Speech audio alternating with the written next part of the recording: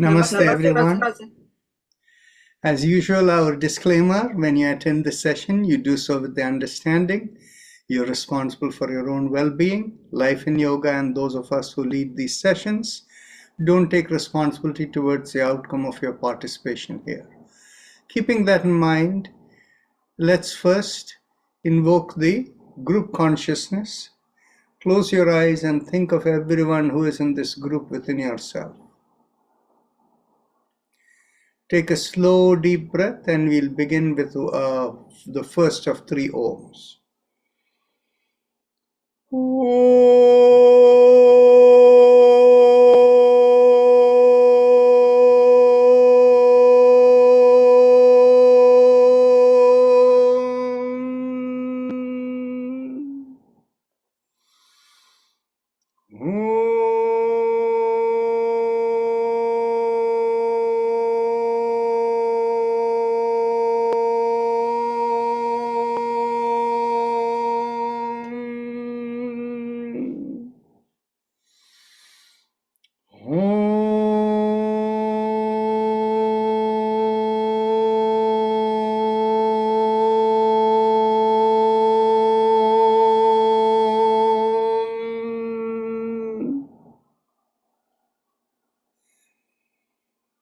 Now we go on to our our chakra vibration, and as we continue the chakra vibration,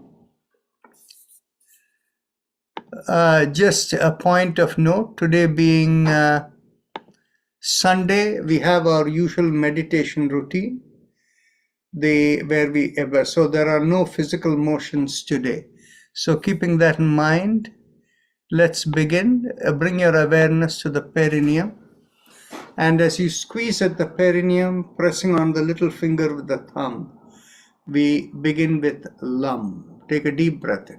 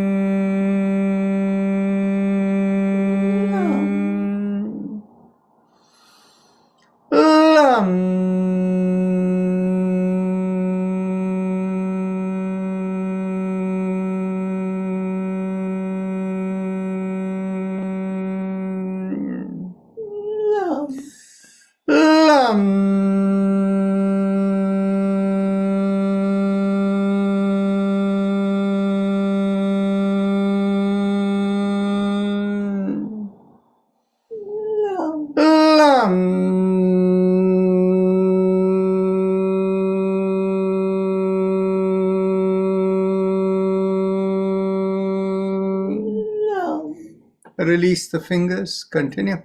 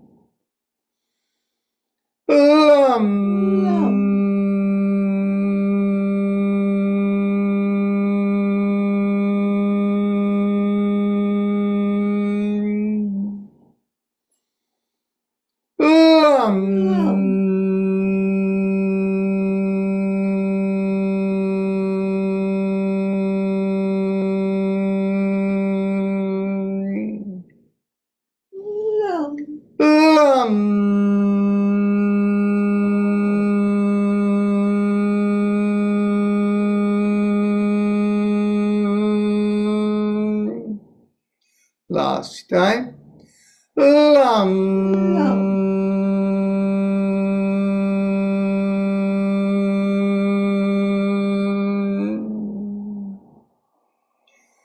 Bring the awareness an inch or so above the perineum, behind the pubic area. As we draw in there, we do the sound VOM, pressing on the ring finger with the thumb in line with that chakra. VOM. Take a deep breath in. VOM.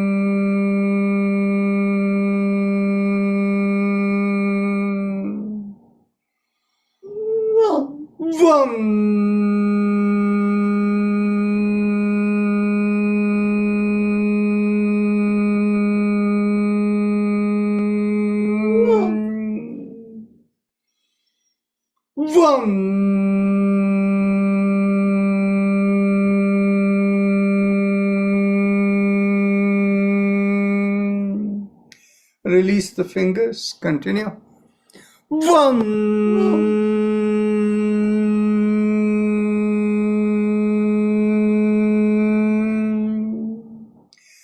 Bring your awareness behind the navel in the middle of the body. As you draw in at the navel, we do Ram, pressing on the middle finger with the thumb. Ram.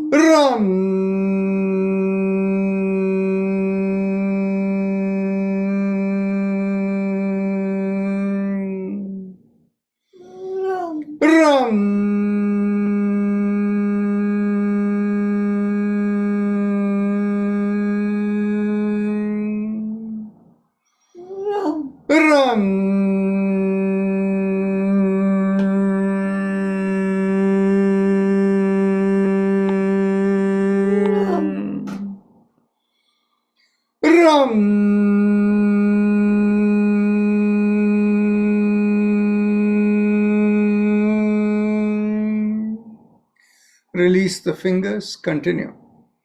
Ram.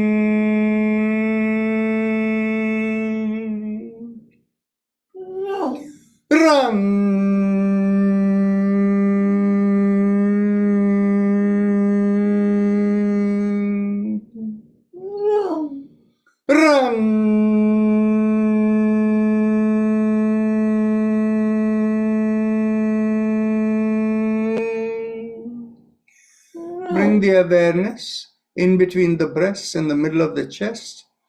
And there we do yum, pressing on the index finger of the thumb.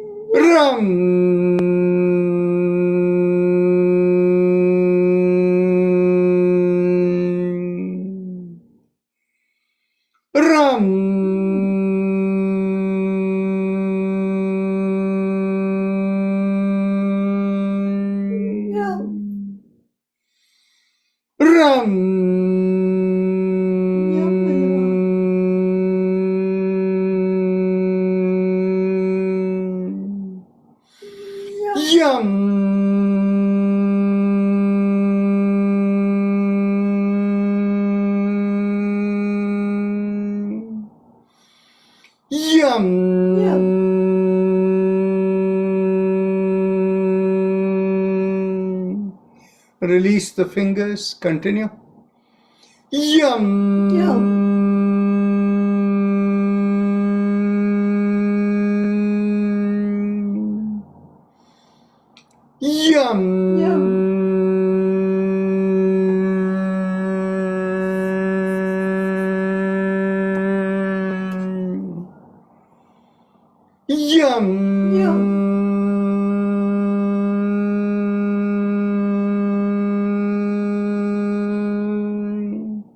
Last time.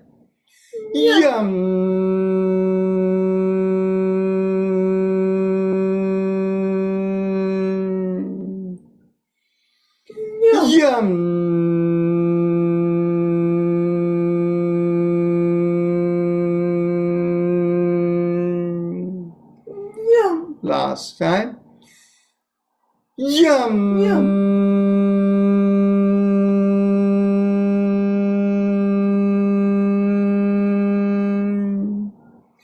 Bring the awareness to the throat, and here we do hum, thumbs up, loose twist.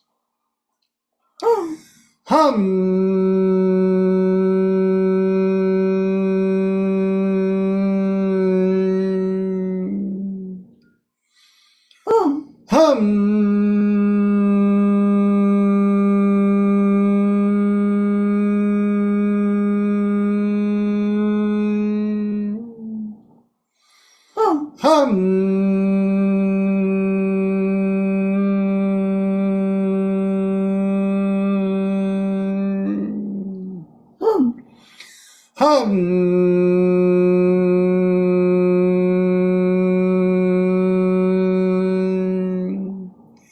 Release the hand, continue.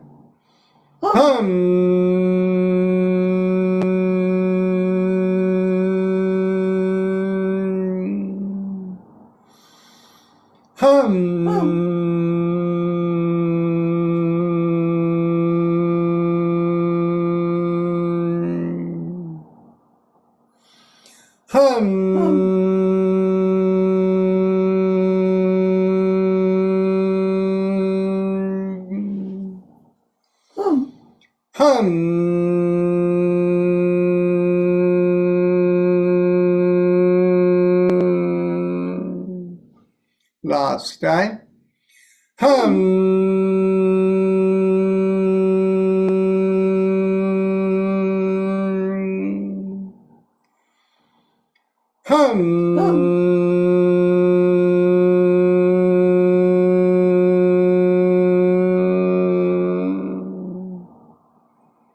Now, bring the awareness to the throat, and here we do, we just finished hum. Bring the awareness to the middle of the head, and there we do chum, thumbs up, loose fist.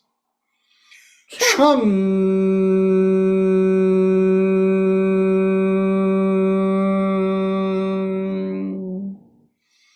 Chum.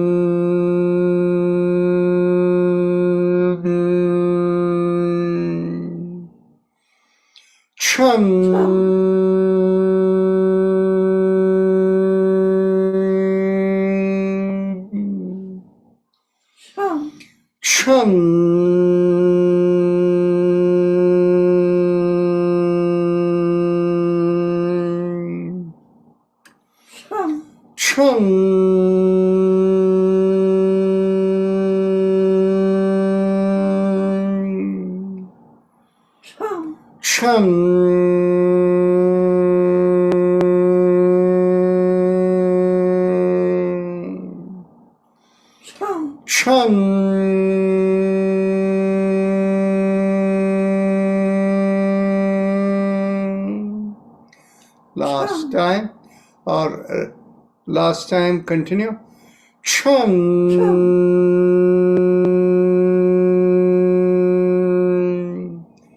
Release the hands and we'll do a couple of more times.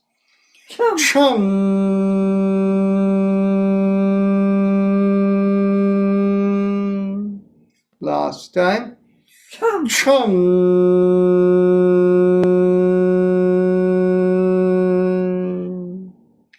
Now we bring the attention to the middle of the top of the head, and there we do Om, thumbs up, loose fist.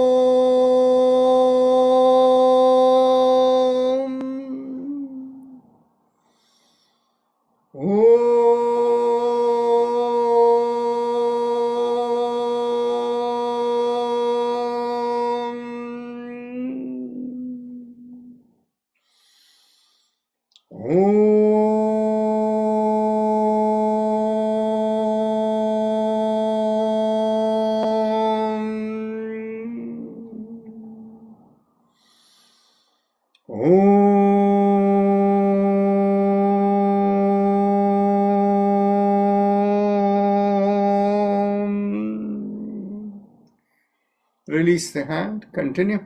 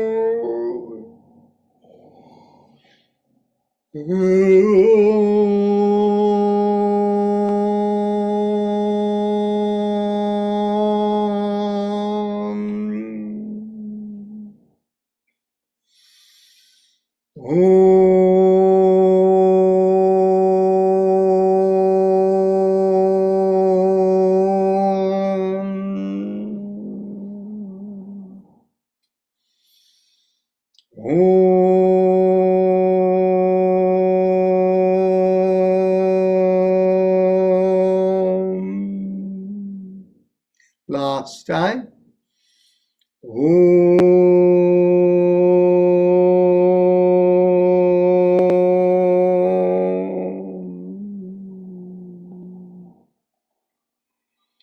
Now we go on to the Ujjayi Pranayama, and those of you who know it, please continue. And those of you who need instructions, as you inhale and exhale in slow, long, deep breaths, feel like the air is rubbing along the bottommost part of the mouth, the throat area. If you're unable to feel it, make a big smile with the cheeks coming out, and you'll find a slight stretch in the bottommost part of the mouth. Focusing on that stretch, when you inhale and exhale, you will feel like a mild sucking sensation as you inhale and a reverse sensation as you exhale. So please continue.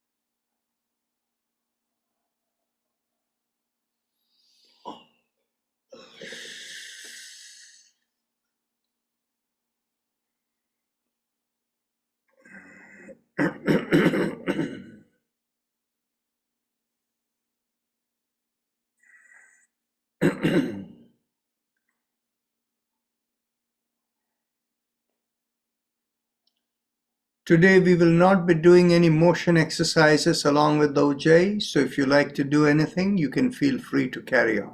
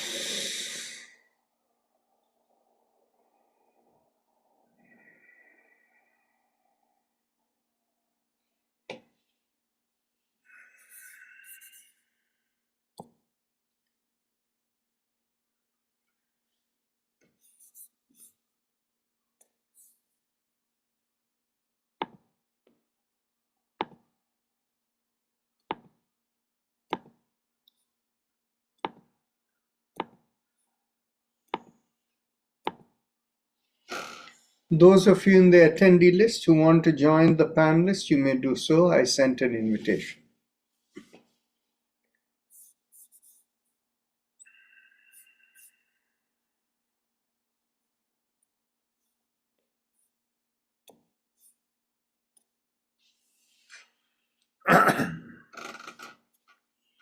Now, as we continue the Ujjayi, we can carry on with the visualization.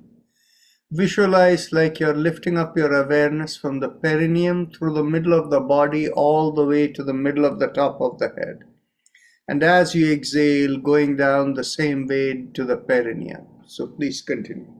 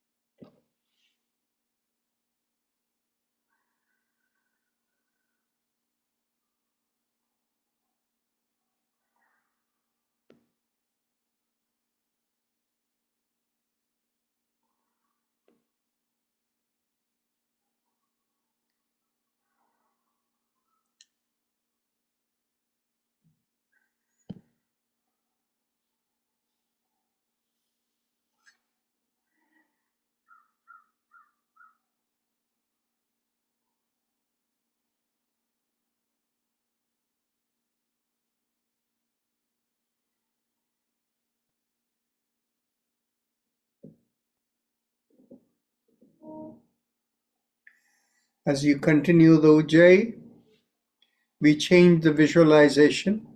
As we inhale, visualize the awareness rising from the lowermost part of the sternum, through the front of the body, over the forehead, right to the middle of the top of the head. And as you exhale, feel it go down all the way down the middle of the body to the perineum. Inhale, exhale. Continue.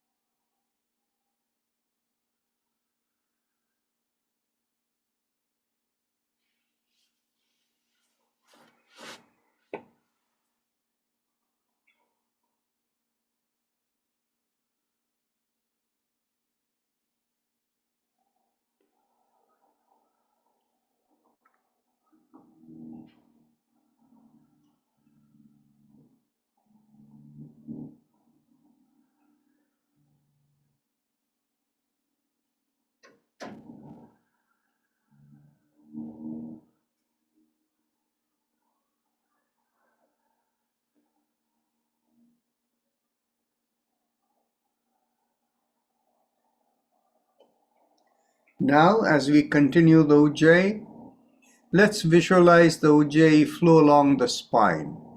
As you inhale, visualize the awareness lifting up from the tailbone all the way through the spine to the back of the head. And as you exhale, going down all the way back down to the tailbone. So please continue. And if you feel any resistance anywhere, Mentally vibrate Om Om Om Om Om Om Om as you inhale, and Om Om Om Om Om Om Om as you exhale, and that will take care of it.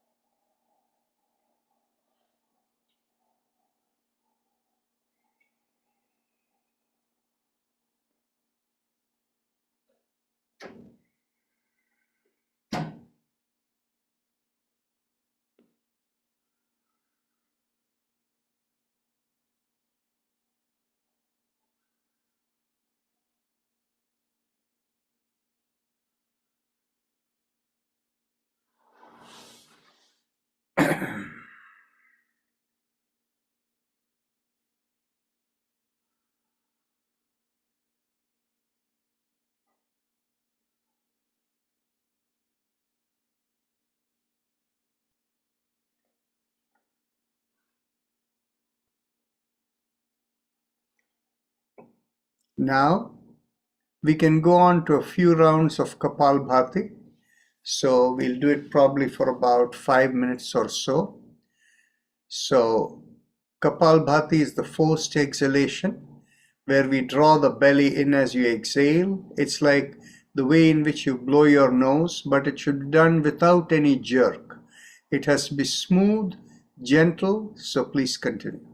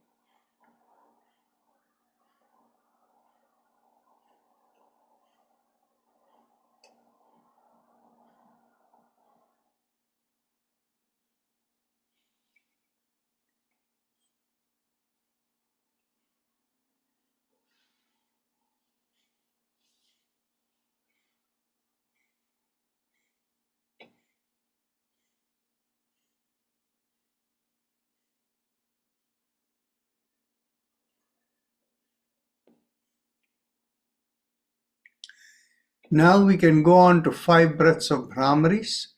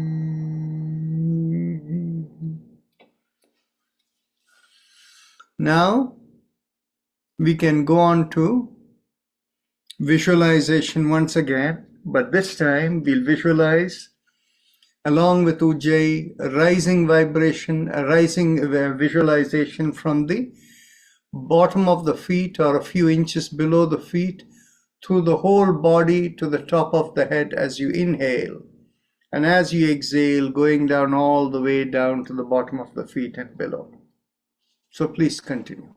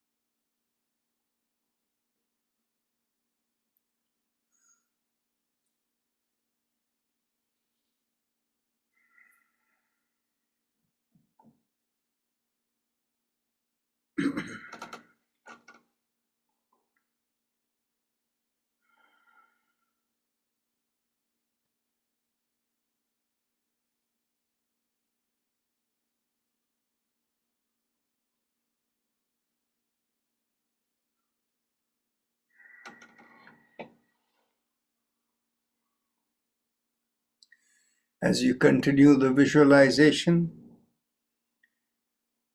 think of, as you inhale,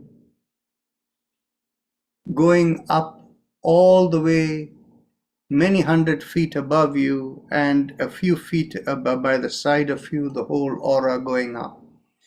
And as you exhale, you pull down from the cosmic intelligence whatever is needed for you to fulfill the purpose of your life. And as you exhale, let it continue further, going below the feet into the earth, carrying all the unwanted debris. And as you inhale from the bottom, from below the feet, visualize you're picking up from earth whatever nutrients are needed for the body, and let it continue all the way and connect with the cosmic intelligence from where it pulls down whatever should be assimilated in the body. So continue with that visualization.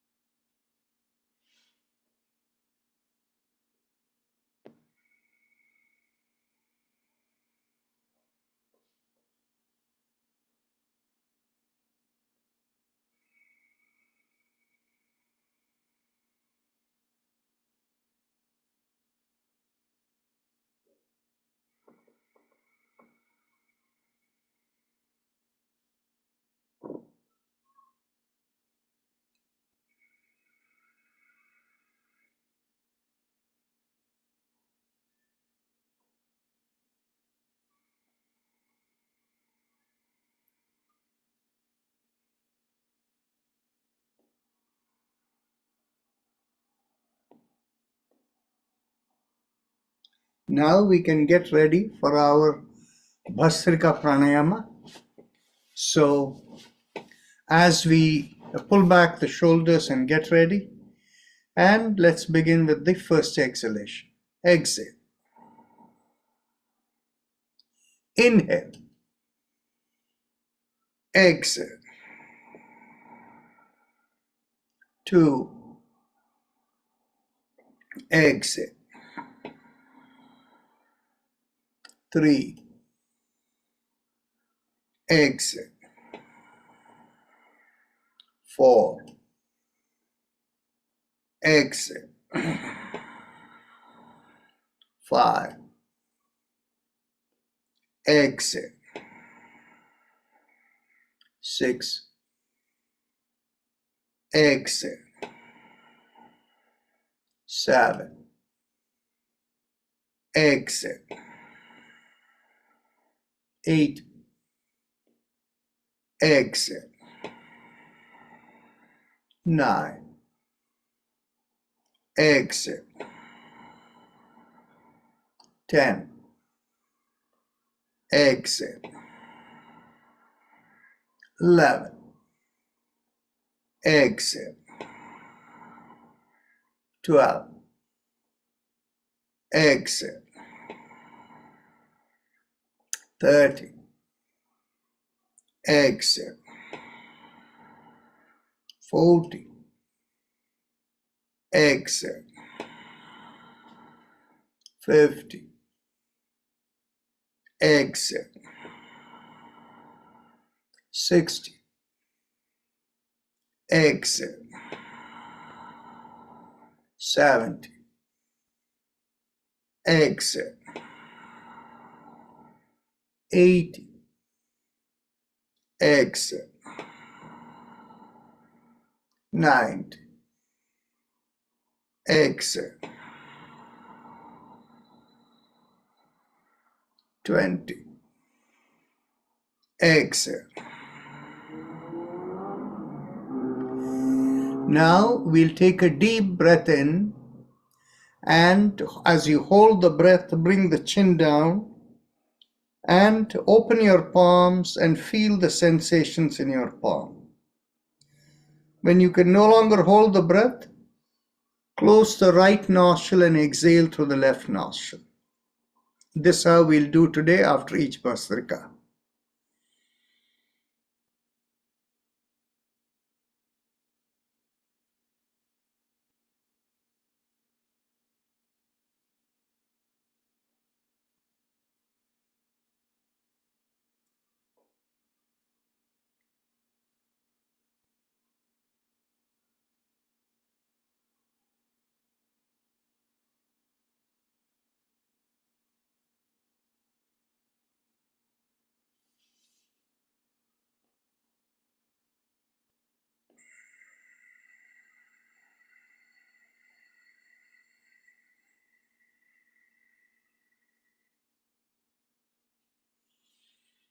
Once you finish the exhalation, let's get ready for the second round of Bhastrika. Pull back the shoulders. Exhale. Inhale. Exhale. 2, inhale. Exhale. 3, exhale.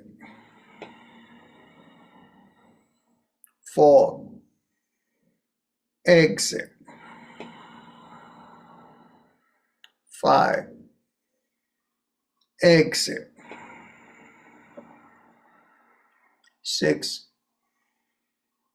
exhale. 7, exhale. 8, exhale. 9, exhale. 10, exhale. 11, exhale. 12, exhale. 30, exhale. 40, exhale. 50, exhale. 60, exhale. 70, exhale. 80, exhale. 90, exhale. 20, exhale.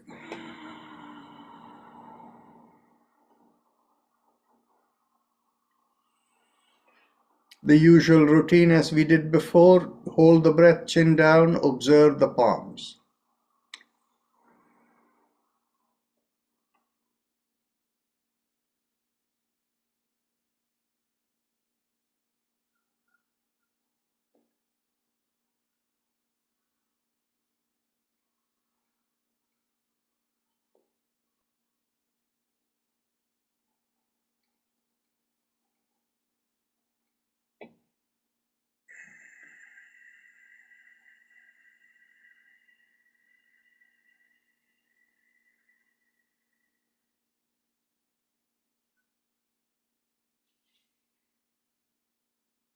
Once you have completed the exhalation, let's get ready for the next round of Bhastrika.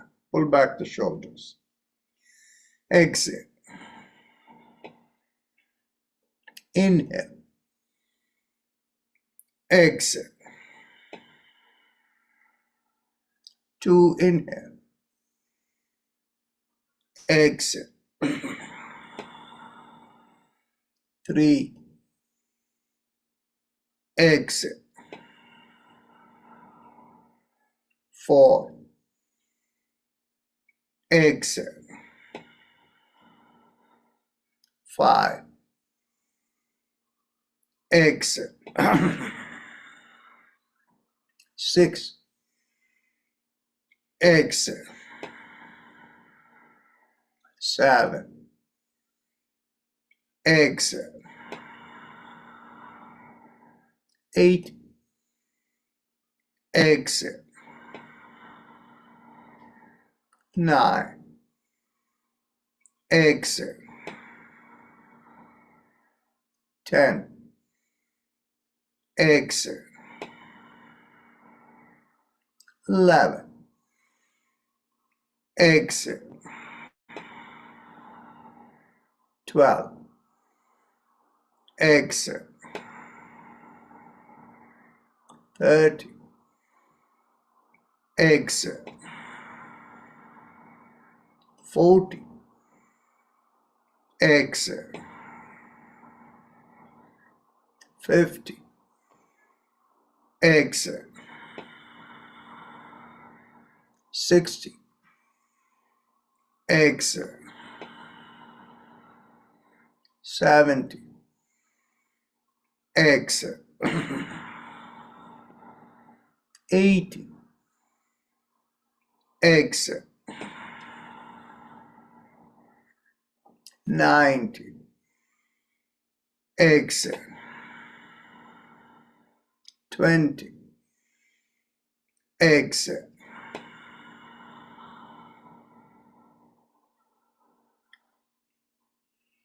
Hold the breath, chin down, observe the palms.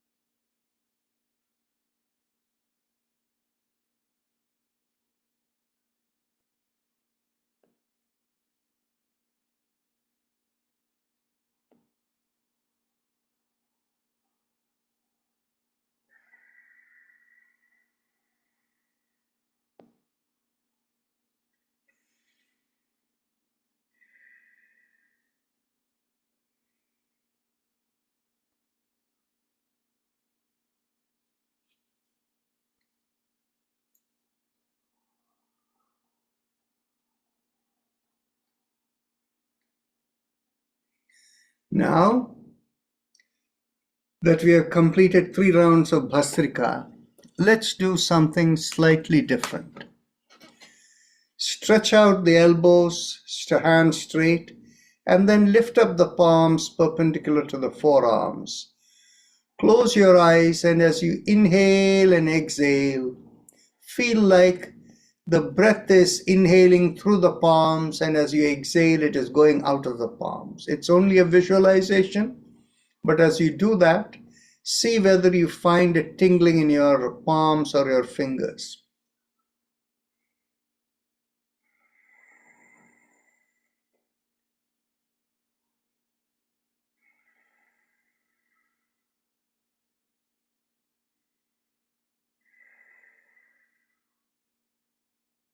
Very nice. Most of you should be able to feel the tingling in your palms or fingers. Can we have a show of hands as to how people are feeling? Okay, so most of you are able to feel it. That's good. Excellent. So now let's go to the opening out the palms, and we will invoke the 3 spirits within us before we do the affirmation mantra. So opening out the palms, mentally call upon the spirit that takes your awareness beyond the body. And that spirit we call as Gayatri. So the moment you call upon Gayatri to come into your palms, feel a change in the vibration. And take the palm inward into you and feel the vibration change in your entire body. Open out the palms again. Now we call upon the spirit that takes your awareness beyond the three-dimensional world that is governed by light into the spiritual dimension. So call upon that spirit, Savitri, to come into your palms. And take Savitri into you. Feel once again your vibration change. Now, call upon the spirit that takes you beyond the spiritual world into the source of everything, the source of cosmic intelligence, which is God. We call that spirit as Saraswati. So take Saraswati right into you. And once again, feel a subtle change in your vibration. Now that all three are within you and you're connected into the source of all cosmic intelligence, mentally affirm to yourself, in the context of these three levels of existence, the physical world, spiritual world, and the source of everything. May I have the brilliance of the sun, whereby I can imbibe spiritual wisdom, from which I can project into the world, that is, to fulfill the purpose for which I've come into this body. So keep that as the affirmation. And if you want to say it with respect to the Gayatri Mantra in Sanskrit, remember the meaning and affirmation is more important. Om Bhurbhuva Swaha means, in the context of the three levels of existence, Tat Savitur Varenyam, brilliance from that brilliance of the sun, Bhargo Devasya Dhimahi, may we have the wisdom of the spiritual beings, from where Dhiyo Yona Prachodayat, from that intelligence or wisdom, may I project into the world to fulfill the purpose for which I am born. So please continue with that affirmation.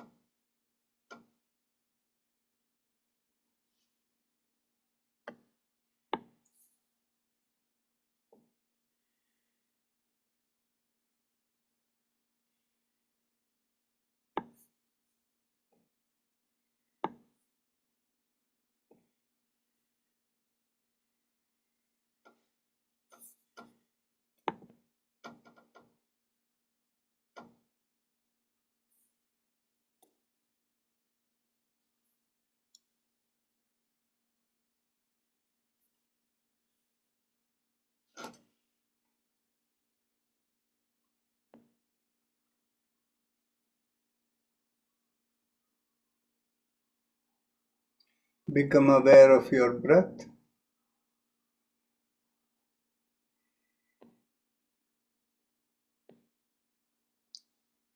Mentally thank the three spirits that have come to you to enable you to increase your meditative connectivity. And mentally tell them they can take leave. And let them go. Take a deep breath in, and we will do one long Om, and after that, we can open the eyes and look straight into the palm of the hands.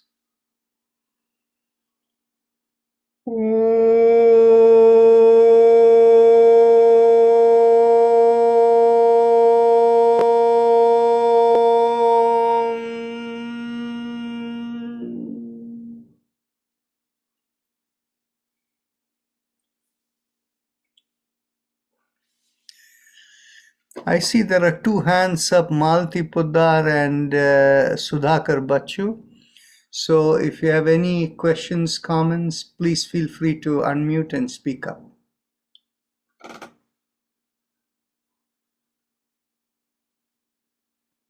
I don't think it's on my hand. What is that? I didn't raise the hand. Oh, you didn't raise the hand. No. Problem. So I'm going to drop your hand, lower hand, Thank done. you. It's gone. Okay. Any comments, questions?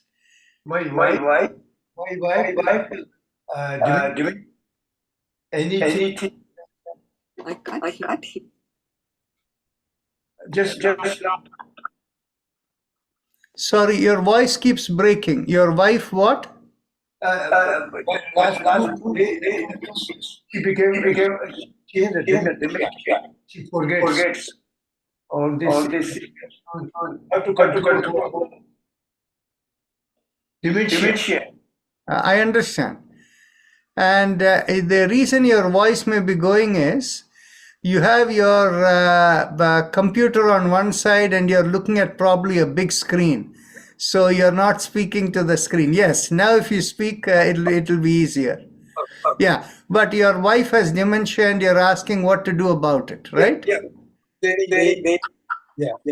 Appreciate. Well, the thing is, you see, we have not worked with anyone with dementia, but with Alzheimer's we have.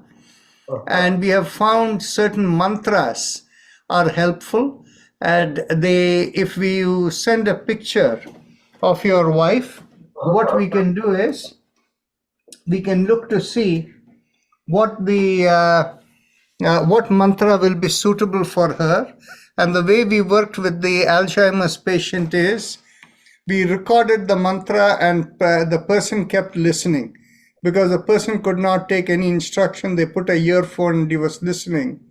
And there was a marked improvement that happened. So maybe we can try, but we don't have enough experience to tell. So please send us a photograph and we'll see what we can do. So where should I go? How You're still looking at your screen and your voice keeps breaking. Turn your head the other way. How should I send the picture? Where should I send the picture? Well, anytime. Take a photograph on your phone and email it to me. Thank you so much. You're welcome. So Maltiji, you have your hand up again. Okay, I'll lower it for you. Okay, it's lowered. Now, Duli Agarwalji, go ahead. Dr. Hasan, I have one question that I moved to New Jersey and I am on 55 plus community and I go sometimes this homeowner association meeting in Clubhouse and the president, I was talking sometimes, for health purposes, can you give like 1 hour session to them about yoga class, if possible during daytime, if I arrange your class for 1 hour? Sure. No problem. And we can definitely, where in New Jersey? I'm in Robbinsville, where is, the Swaminarayan temple was made. But Oh, this okay. community is a 55 plus. I understand. So Yeah. you're essentially in the eastern side of New Jersey, in the eastern central New Jersey, right? Yeah, it is 1 hour from Philadelphia, you can say. I don't know, whatever. Exactly. Yeah. So we can do that. Actually, are you thinking of me doing over video or in person? Well, in person, I don't know. Is any cost involved or video? Which way? Because I don't know. I didn't ask any money with them, or I No, don't. no, no, no, no. Yes, I Don't know worry you are. about as a as a non-charitable non-profit wherever we can help people. Yeah. Monetary transaction is not key at all. In fact, wherever we have a fee or something, it is really because we want people to be invested in the practice. Yeah. That's the only reason we have the fee. But anyway, I thought this will help a lot them, because they do some exercise classes, aerobic type. But I think this will be more, I feel that way because I am getting advantage of this. So I felt I can mention to them, the board, and when I go in the meetings, I think this Thursday also we have meeting. So if I mention, it might take a definitely. couple months to arrange, something timing and so daytime because 5:30 you do every day, so that will not be good. I would like to you can mention them some benefit and your organization and whatever you do that thing. The entire thing's 1 hour presentation or whatever time you think appropriate. Sure, Half an sure. hour We question can do answer. that. Yeah. And probably for them, something like 11 o'clock in the morning will be good for them, right? Yeah, I think between 11 to 3, 4, it should be good for them, Okay. Yeah. So we'll plan something like that. Shouldn't be a problem. Okay. You say if you can do it in the next 2 months, that is perfectly good because, this coming next weekend, I am driving to Florida and I bought a 55 plus community over there. I bought a condo over there. Oh, I see. So I am closing on Monday, March 31st. So we decided we are going to stay there for about a month or so, and then we will come back over here. So we'll keep both the places. So we'll be going we'll be snowbirds in winter. We'll go to the Florida and this thing. That's what we are planning. Oh, that is good. Florida, which community that is Santiniketan or the other one? No. I am this in Melbourne, Florida. Melbourne. Okay. And I'm a little bit of what will you say, a sucker for the sea air and the view out of the windows and things. So the thing is, I was very specific where I wanted. I wanted by the side of the Indian River, from where the sea breeze is coming. And so I was lucky enough to find just the kind of thing I wanted. And so we made the offer and they accepted. So that is good. I think, well, you can come one time in this is 55, very nice community. I moved about 2 years ago. And my daughter is here after retirement.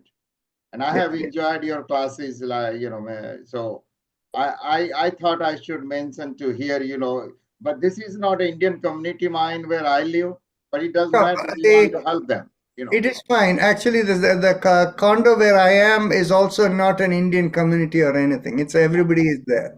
We are 7 families, 230 houses, gated community, very nice, So even personally, if you will have chance, then my place is here. And we can stay overnight and you can give the lectures or whatever, we do. See, plan for something that is towards the end of May. That is the Memorial Day period before or around the time, 1 week before or 1 week after. That will be a good time. Well, I'm going to ask them whatever, then I will put you few alternative, few dates and whatever it works, because I just ask you first permission, that you are available or you Absolutely, absolutely. No problem. Thank you very much. Thank you. Dr. Rajan, may I ask a question, sir? Yes. Go ahead. I'm very interested and very curious about the mantra for demented Alzheimer's patients because I'm a geriatric psychiatrist. 1 second. Enamma.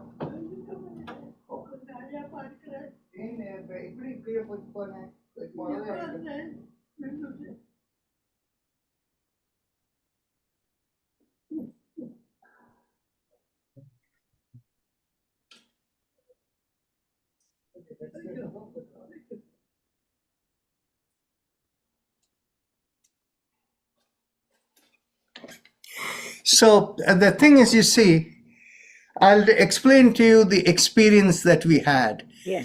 and the way we think about it. Mhm. Okay. Now,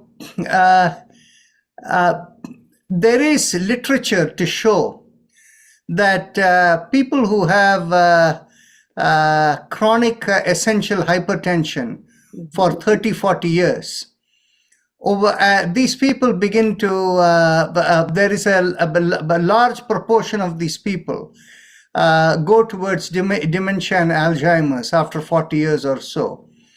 And while the correlation is there, the causality has not been established. Okay? So the thing is, in the correlation, the thought that is done is that essentially the blood vessels may not be in a good enough shape to carry enough blood to the brain. And so that is the reason the nerve cells in the brain, develop the amyloids and things like that. And so that is the reason for that. Now, what we have a sense is, you see, when a person is stressed all the time, when I say stress means anxiety, worry, getting things done all the time, mind is working, then in which case what happens is, and this is again a physiologically established fact, what happens is when a person is that way stressed, the amount of blood at any given time that goes to the brain is between 50 to 80% of the blood pumped from the heart goes to the brain. When they are fully relaxed, it's about 20%. And we should ask the question why? Because brain is the controller of the vitality in your system, where the blood must flow and which part of the body must receive it, all of these, and how much you should breathe and how much the heart needs to pump where, and all of this is decided by the brain.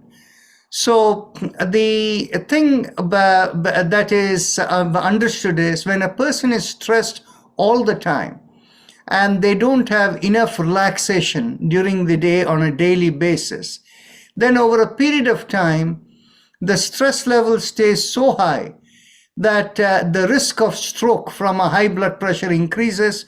So you put them on medication. Mm-hmm. So when you put them on medication and they are like this for a long number of years, what you're doing is you're depleting the brain cells, the nerve cells, from getting enough of the vitality from the sugar and oxygen that is coming through the blood supply.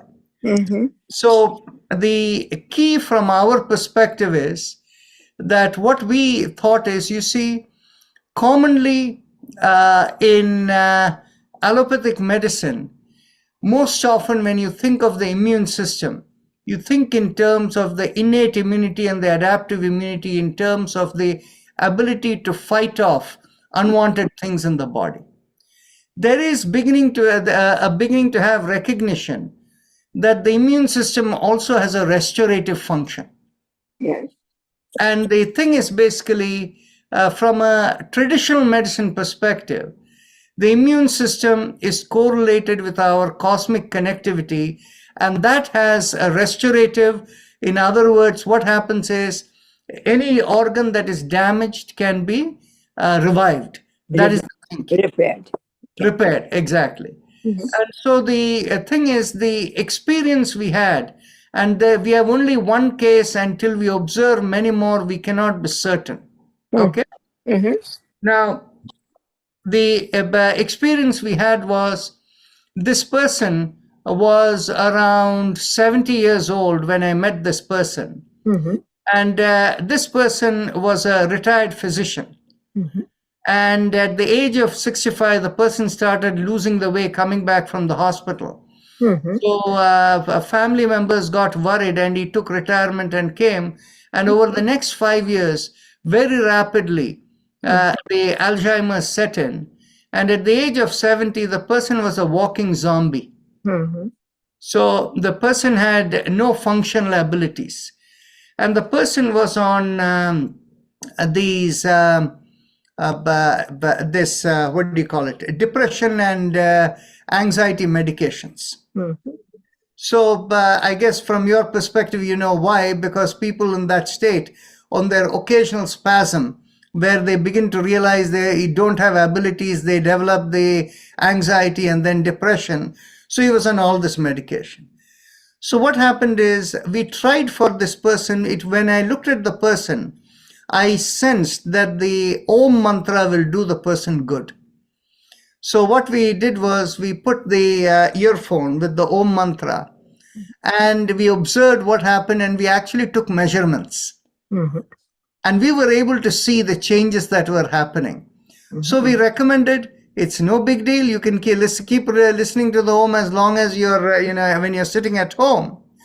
So after 3 weeks, when the person came back for our follow-up assessment, the person, obviously when the person came in, the first day we had to actually, but the person could not take instructions. So we had to hold the finger and put them into our machine for the reading. Second time when he came after 3 weeks, he would put his finger on his own. Okay?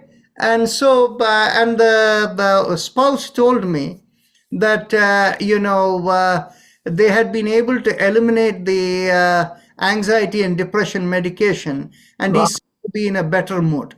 Okay? That's very good. Excellent. And then what happened was, the thing is, they were returning back home, and this person used to be a singer. He used to sing lyrics, ghazals and things. So this person had given up all of that and he had no ability to read and things. But as he was returning back home in the car, there was some piece of paper with lyrics on it. He picked up the paper, started looking at it, and he started singing. Wow. And that shocked the people, his wife and a friend who were there. It shocked them that he was able to do this. So they became very excited. And then, of course, the children are also doctors over there, this person's children. And one who was very close to the mother said, "Mom, don't get excited by this. I have seen the amyloid, scans and all of that. There is no vibration or anything that will do anything for it. This may just be a flash that is happening of this thing." What they did is they stopped doing all of this, and they decided he must be in a good spell. And they went for 3 months to India during the hot weather. And he only started going down after that. They came back, and within another couple of months, the person was dead. So the thing is, you see, this is where the role of karmas and things play, where something is working and somebody says this thing, and the person thinks they're listening to a qualified medical professional, and so that must be better than anything else. I had a similar experience even with a relative. And this child over there had a particular problem that was considered a degenerative condition, and a person was not fully functional. And but the person was, mentally and psychologically all right. But what happened was there were certain functional elements that were not there. So I told the person to do a mantra, and immediately the person felt, the next day the person told me, the person is actually feeling better. And things are this thing. And the father is a retired surgeon, a general surgeon and a physician. So she went and told her father. Her father told her, "It's all in your mind. There is nothing happening. I know your condition. This is going to do nothing for you." And then because they are my relative, he came and told me, "I don't want you giving any false hopes to my daughter," he told me.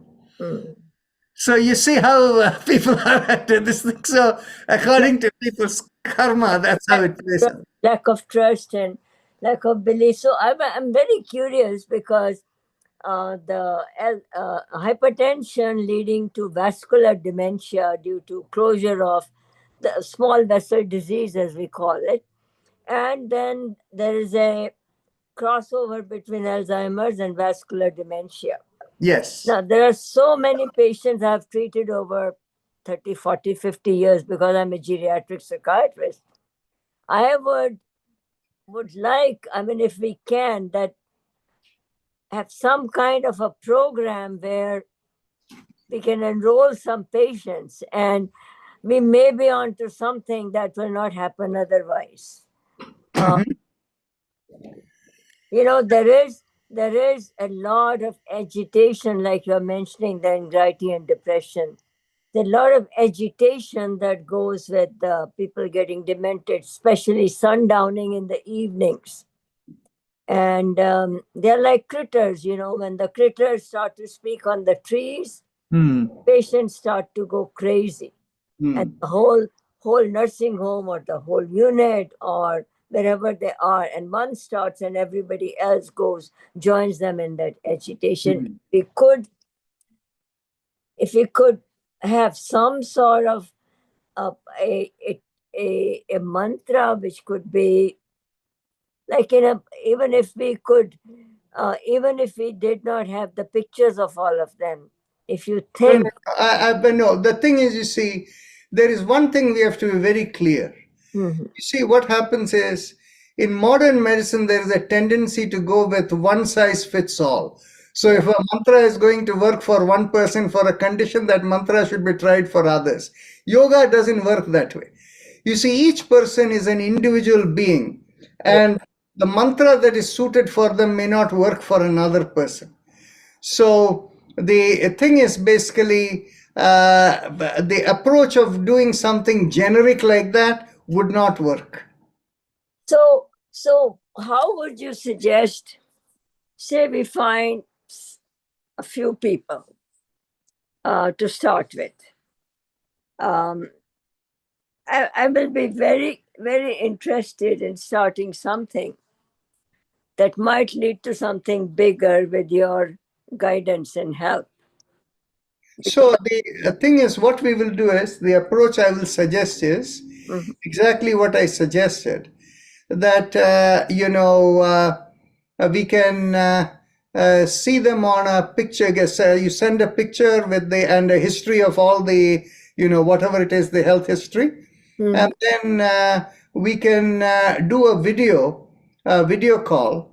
And the best way to deal with it will be, we should have them take a BioWell reading. And then we will tell them what mantra to do. We'll have it recorded ahead of time. And we would have it played for about 20-30 minutes. And the approach to reading will be, as the mantra is going and they are listening to it with a earphone, after about 30 minutes, we will take a reading with the finger. And then after the mantra is finished, we will take another reading with the finger. And the thing is, you see, what we observed is that normally when the repair function kicks in, we see the immune system reading activate. However, what happens is, when we do it after, once they have stopped the mantra and you take the reading after, we find no change in the immune system. We see all the changes in the endocrine system. This is what happened in that one case. That is the reason we would do this kind of a protocol. So the right way will probably be that we should work with one person at a time. And given that in Houston we have other people who can take BioWell readings and things, I need not be present. But at a time when I am able to come, if I come for 3 or 4 days, on each day we can see 2 people, and we can see 4 or 5 people if we want to. Well, I will start looking around. I used to run a place. I had a unit for 14 beds, and I had a lot of patients at that time. Now I don't have that, and I have outpatients and some inpatients. The inpatients are the short admission on the medical floors, but some of my outpatients may benefit, and some friends and all who are in the beginning of reducing cognition and memory, they may be able to prevent it from happening. You know, we have people that we know personally all our lives that we don't, we could possibly help them. And I have somebody in my mind as I speak. So I'll be talking to their family and discuss with them and the patient themselves. And we'll probably begin small and see with God's blessings and your blessings and your help. Maybe Take one person at a time. That is the easy way to work on tests. we will do that. I really appreciate it because my father had multiple strokes. He had multi-infarct dementia. So I have been treating geriatrics since I was about 20 years old. First my father and then any number of elderly people, you know. So I'm invested in that, in the senior care. And I'm very senior myself, but I'm invested in helping seniors. So I'll be in touch. Certainly. I appreciate that. Thank you so much. Thank you. Any other thoughts, questions, comments from? Go ahead. Sadhna ji has her hand up. Please go ahead. Unmute yourself. Thank you, Dr. Renuji, for bringing this up. Thank you. Dr. Rajanji, I would like to ask you, could we start similar way, one person at a time in our here in Bay Area? Absolutely. Absolutely. Simply, all it is once you have a person ready and willing, just send me an email. And what we will do is we'll send them the form with the health history, right? Yeah. And so once we have the health history, this thing recorded, and we will locally, now that Shobha is back, we can, set up a meeting. But ahead of time, what I will request is, if you can send a picture of the person, because what happens is, from the picture, we'll try to tune in and see if we can find the right mantra and have it recorded ahead of time. Mm-hmm. Yeah, so then you can play it and take the reading before and the reading after. Absolutely. Yeah, okay. Thank you very much. So Tammy, go ahead.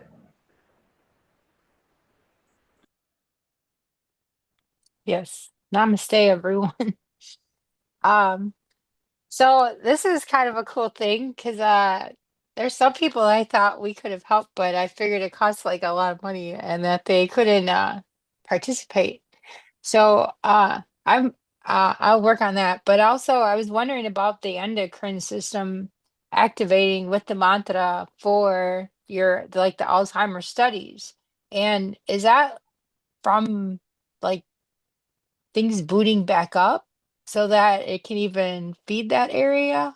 What is that? See, the thing is, we can't call it a study, okay? Because you see, when we have half a dozen patients who show the same pattern, we can call it a study. But when we have just one person like that we have observed, we cannot really make any strong conclusion out of it whatsoever, okay? Dr. Yeah. If there are other people, other patients who don't have Alzheimer's but have dementia, say for another reason such as multiple sclerosis, I would very much appreciate if you could. I could send picture of a patient and full history. And that person lives in India. If we can somehow start a mantra and the progress can be noticed by me personally every single day. Maybe some objective mental status measures I can start writing down, and this person is not able to leave home. They used to walk till about 2 years back, but then they got very sick. And since then, the mobility has been reduced. It's a young person, 55 or so. But there is remote memory that is intact.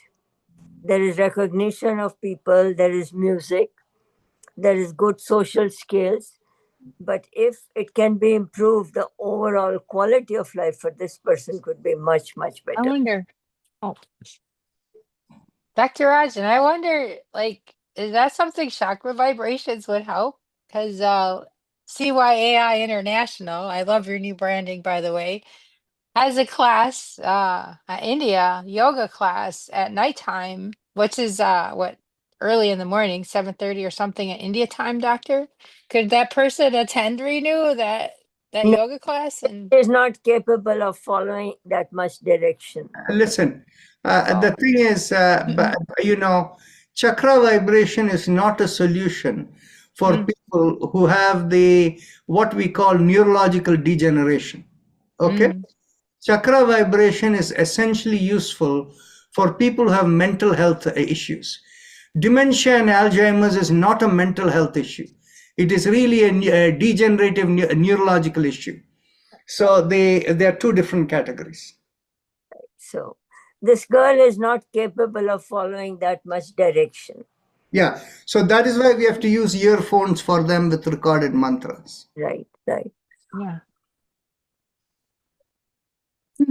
Very, very, very enlightening for me today. I think we may be able to help people. Certainly. We look forward to it. There is one thing I would like to suggest. If we are going to do a study of this kind, just like you mentioned, you would have these whatever kind of cognitive skills or whatever the questionnaires that you have to objective measures, these instruments that are standardized instruments and recognized by the medical profession will be a good way to go. But there is one more thing I would like to suggest. See, what it is we have the Metatron also available, where if we have a DNA or some kind of a element, a nail clipping or something on them, then in which case we can do that analysis also. And I'll tell you why that analysis will be very interesting. That analysis can actually go down to tell us which part of the brain is not getting enough blood flow. And so when it is able to tell us that, when we correlate it with all of that, that may be a more, what I would call a more, we would have from multiple dimension, we will have different kinds of data available to assess the sense. So that will be good too. From my point of view, I'm just thinking what I have in my mind right now, one or two people. And one person at a time. Actually, what I will suggest is at this time, hold off the person from India, but rather let's work on somebody who is local for you in Houston. There is somebody not far from my home, a good friend. Yes. Who's suffering right now, and that person also has faith in yoga herself. So she may be the best candidate to start with. Yes. I will do that. A person from India is my personal interest because Yeah, I understand. Once we, maybe after a couple of months after testing with one or two people, when we have a sense of how it is going, then we can consider that, how to do it remotely for somebody from India. Definitely. By the way, in India too, we have the facilities to go and take the reading and all of that. But this person they will have to put her on a stretcher in an ambulance to go anywhere. No, the person doesn't need to go anywhere. What we can have is our India person, we can have the person sent to the person's home. Oh, wow. Okay. That will be a blessing. It's a blessing. Yeah. It's a blessing. So, Satyapalji, you had your hand up. Yes. You have to unmute.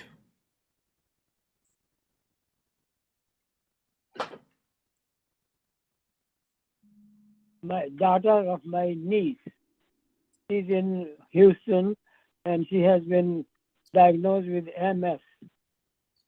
I was wondering if anything can be done for her, so I can tell them to contact you. See, MS is a different kind of an issue. That the MS is now what we have had experience with earlier on, and how we have seen is MS is really degeneration of the myelination of the nerves along the central nervous system. Now, what happens is when that degeneration of the myelination happens in the brain, we have found it very difficult to deal with. Whereas when it is along the spine from neck down, in many cases we have found we have been able to help people. So we have tried multiple elements, but in fact the most helpful element for people is how they can reduce the inflammation in their system. If they are able to reduce the inflammation in their system from by recognizing what diet is right for them and how the mental state affects that, all of that could be very helpful. So yes, you can ask the person to connect with our Houston team. Abhay Jain over there will be able to, take care, or you can connect with Avni over here. She will, put in touch, not a problem. But the most important element here, Satyapalji, is that the person must feel the person is willing to dedicate into daily practice. If the person doesn't have faith in yoga, then it is probably not worth it. Okay, thank you. Yes, no problem. But to sort of continue with what Dr. Rajan you're saying, this person who's in Houston and has MS may not benefit with the physical component, but the other psychological components that come with developing MS. Your treatment, I'm sure, can help them to deal with. Absolutely.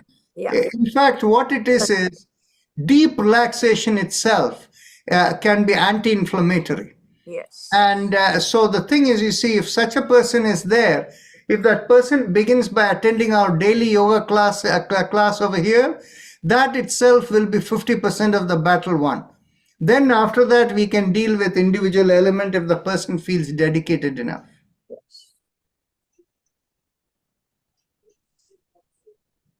That is true. Actually, just to point out that recognizing what is anti-inflammatory for each individual person, how much of an impact it plays on you.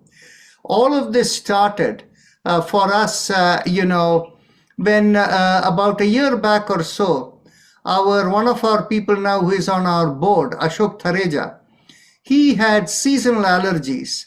But after he had a consult with a person who was like a integrative medicine, Ayurvedic kind of person, who said you should avoid such things from your diet. Once the person avoided those things from the diet, his seasonal allergies went away completely. And it was very interesting for me. I have been asthmatic from the age of 13.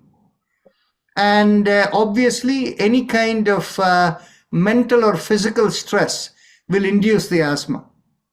And a key component of it is all environmental allergies, pollen, dust, and things like that. And so given you cannot avoid everything, because, over these years now I have become more of a daily meditator, so mental stress is not there. But still what can happen is the environmental things that creates a physical reaction in the body, they do induce at least some degree of asthmatic response in me. And this is particularly true when I go through time change, from one part of the world to another. The strain of that it typically does induce it slightly.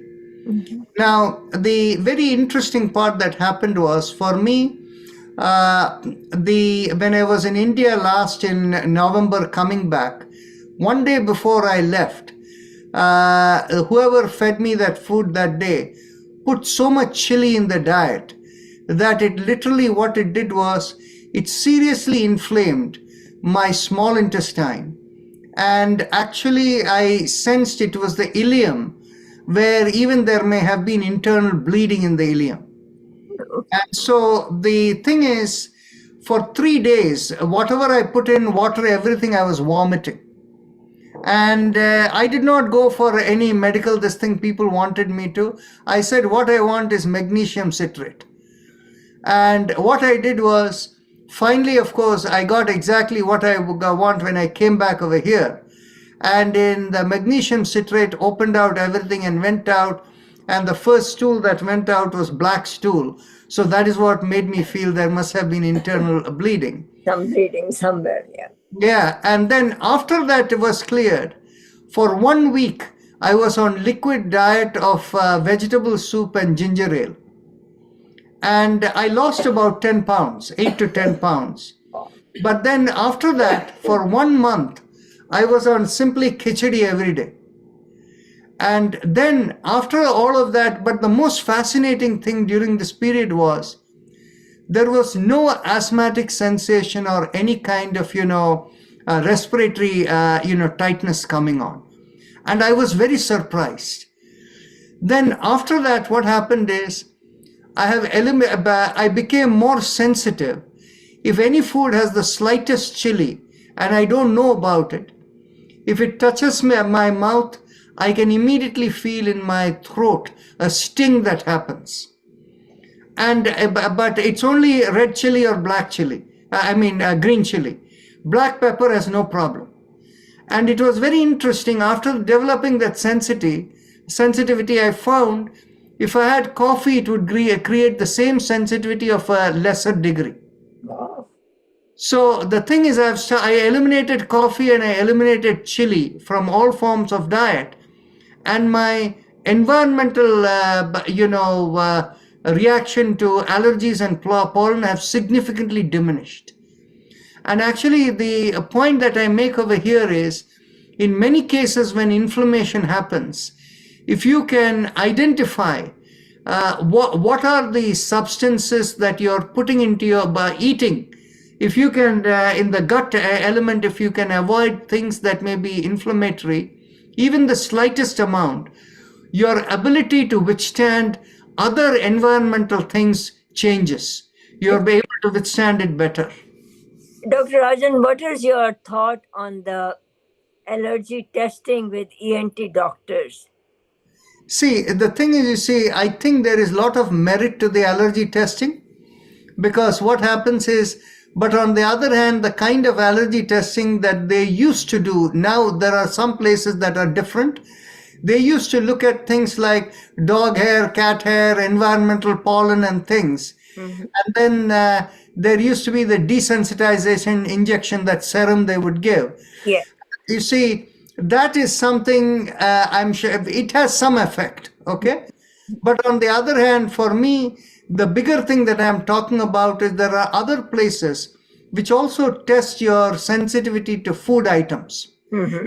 And the thing about the food, that I think has a big role to play. And that is not really being used very much. Right. And there's another interesting aspect. Mm-hmm. The thing is, all food items, even though by name they may be the same, an apple is not the same thing. Mm-hmm. What happens is, an organic apple is very different from a not an organic apple, a sprayed apple. Okay. So the interesting part is, we have a case over here where this man is now running the organic farm for this thing. This person is a businessman from Qatar and Dubai. And this man was a very wealthy man, highly successful in his business. And he's now around 70 years old. At the age of 60, he became diabetic. And some person who consulted this way told him, if you have organic food, you can get over this thing. So he tried organic food, and over a 1-year period, his diabetes disappeared. What? And so the thing is, what he ended up, because he was a very well-to-do person, he initially bought a few acres of land, and now he has a 32-acre farm in Kerala. And the thing is, I went to the farm, he took me over there, and it was quite remarkable what he has done. And he's not a vegetarian by any means, okay? He eats everything. Mhm. So he has chicken, he has, besides poultry, he has dairy, and he cultivates rice and he grows vegetable. He has a fish pond. And the thing is, what he does is he recycles what comes out of one into the other. Mhm.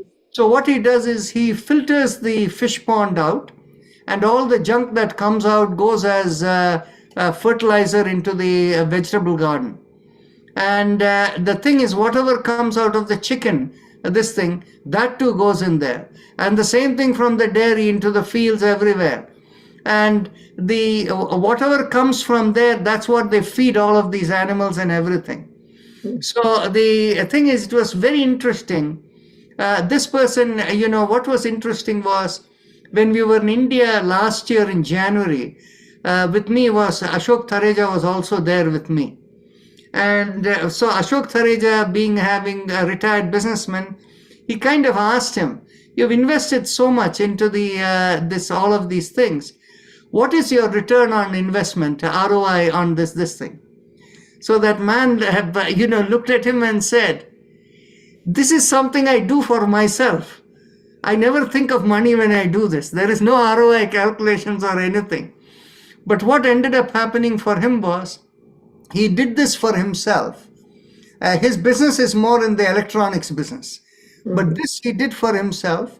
But then later on, what happened is, as his farm grew and other people started asking, so he initially was giving free, and as he bought more acreage and did that, he has a place where he sells them too. But he does not do this for the purpose of making a profit, whatever comes. So very remarkable how food can change. And by the way, his type 2 diabetes was related to insulin resistance. Those of you who can understand what happens in insulin resistance is, the red blood corpuscles, the hemoglobin cells, they become inflamed. And as a result of it, the receptors that recognize the insulin are unable to recognize the insulin in the blood. And so that is how the insulin resistance happens. And what is very interesting is, you'll hear crazy cases where one person has a slice of Karela every day and his this thing is maintained well. Another person has a high sugar fruit. What is that? Ripe mango. And his diabetes numbers go down if he has a ripe mango every day. So the thing is, you see, it's all about how the insulin resistance is affected by various things. So that again is a case of inflammation. So in all of these, the underlying thing, if we can take care of the inflammation through gut health, that will be 50% of the battle won. I will add something to what you're saying. Yes. A physician very close to me, for many years he has taken 2 aspirins, 325 milligrams into 2, and a 6.25 milligrams of Benadryl at night, both of them. I've often told him that this aspirin can give you a stomach ulcer. He hasn't done that so far, and he says it takes care of all the inflammation in my body. And he's an older man, and he's doing reasonably well for his age. And that's what he says. He says, you take care of the inflammation and a lot of things will go away. Yes. He has encouraged me to take Benadryl and aspirin every night. And I'm saying, I am more of a conventional medical person. I would say that much aspirin will burn my stomach, and it will. I have a very delicate stomach. And Benadryl is not good for your brain as you age. But See, what it is one size does not fit all. No. It will work well for him, but not necessarily for others. no. So what do you think about anti-inflammatories, the NSAIDs, non-steroidal anti-inflammatories for? See, one size doesn't fit all. That is all I can say. And I think it is a lot better if you can recognize for yourself what works for you and what does not. And if you can do that, that is the ideal. And of course, what happens is we are all used to eating certain foods that we eat, if we can recognize the source of any even mild inflammation from that, and in fact, for a lot of people, dairy is particularly milk, is a source of inflammation in the system, gut inflammation. If you can avoid that, then a lot of things begin to reduce impact. And a lot of people, wheat, whole Yes, wheat yes. is, and then they give up wheat and go on non gluten diet, and they feel better. Yeah. Those things are being tested these days in the doctor's offices, gluten and those food items, but I don't think they test in detail. Sadhna ji wants to say something. Go ahead. May I comment on this? The way inflammation is the largest factor as far as etiology of Alzheimer, AD goes, or even dementia. Most of the chronic degenerative diseases. That is true, very absolutely true. And inflammation, the way Dr. Renuji was saying that her doctor friend takes the medication, Benadryl or somebody should take the medication. See, it is not the medication. Medication is the temporary fix. It comes with the side effects. He may get high risk for developing ulcer diseases because if takes that high dosage of aspirin continuously. Right. Or NSAIDs for that sake. So basically, you have to find out why the inflammation has happened. We have to find out by thorough history, some tests and everything. There are 7 factors. We have to evaluate each and every factor in that, what is happening, where is the cause. And you have to fix the cause. There is no, that's what our allopathy winds, it moves around this, only the treating the symptoms. It's Correct. not the symptom. You have to go to the root cause. Yeah. And insulin resistance itself has different causes. So we have to, person develops subacute chronic inflammation in the body and insulin resistance. And to that, you get addition of oxidative stress. Done. These are the 3 main things which starts eroding the smallest arterioles, that is supplying the oxygenated blood to the tissues. And then that is the nidus of the disease process. It starts that way. We have 20-25 years to prevent that or get it back to normal or heal that, so we don't develop the diseases. Or if we are, there are so many other factors, genetic, epigenetic factors play the role too, so that we have to take, or everything have to take into consideration, and we should try to reward this. The prevention is the most important thing, but we have to think of all these things, why the inflammation happen, why the insulin resistance happen in this person, and why the oxidative stress.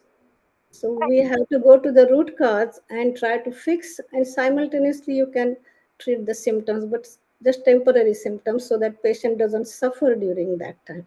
But that's not the management. No, there is We really treatment. we have no treatment for it. You're so right. But I may I ask you this. You said 3 things. I missed that. What 3 things were you saying? Subacute chronic inflammation, insulin resistance, and oxidative stress. Oxidative. So do you these believe are in antioxidants by mouth, like vitamin C, vitamin E, vitamin A? Yeah, basically all those things, all vitamin B also. B complexes are all so much as important in our biological right. chemistry. All actions, reactions happening in the body, physiological reactions happening, we need the B complex. So where do we get it? And even that there is, as far as Alzheimer disease also, if you give the B complex, just for example, folic acid, great antioxidant, we need that very much.